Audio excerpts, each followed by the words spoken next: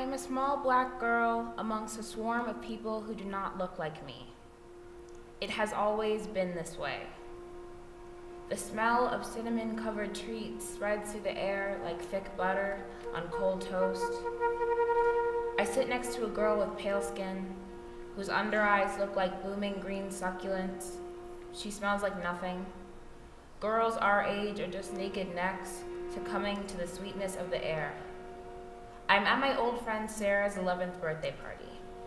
I don't know any of her new friends, but I am well equipped with the knowledge my mother has given me on how to be a chameleon, a quiet survival tactic I hold under my breastbone.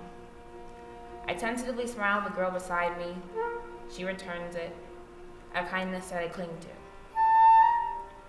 When Sarah's gaggle of girls emerge onto the ice, I make sure that I'm not last, ripping my body away from the wall as if it were Velcro. I move my feet with caution, pushing the ice back away from me in deliberate strokes. I lose the group so quickly it makes me want to yelp, like an abandoned animal. The girls are friends, of course, and all proficient skaters. I see some of them hold hands and think it must be nice to have friends like that. I let my mind find the pop music. The high-pitched voices are thin fish, slinking through my mind in random loops. They comfort me, and I continue. I make one lap around the ice before this piece escapes through my fingers like fire ants racing down brown legs. A boy cuts in front of me. I don't know how to stop, and I feel my feet lock as my body continues to slide. When we collide, I feel my frame roll as all of my weight presses down onto my ankle.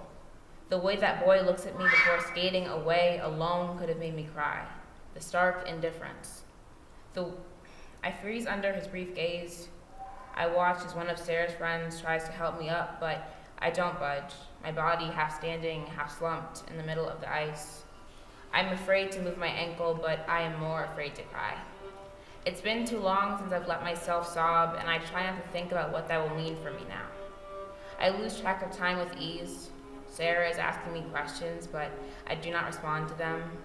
I focus on the throbbing of my ankle, and then I focus again on the air, which is no longer sweet but powerful, battering my red body inwards.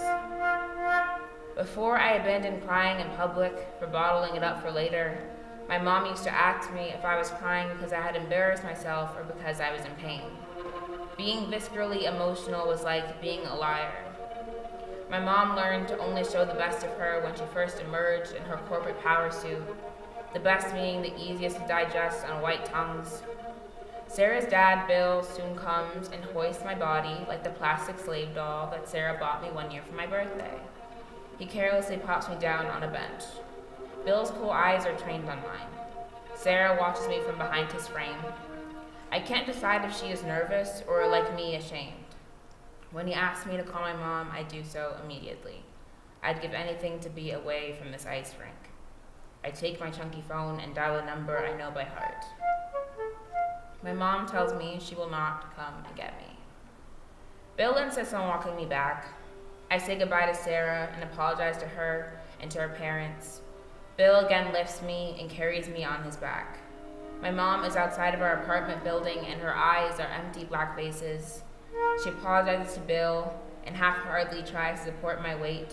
It doesn't work, and I end up hopping on one foot while grappling for her moving arms. I have done a bad thing. I have made myself too visible.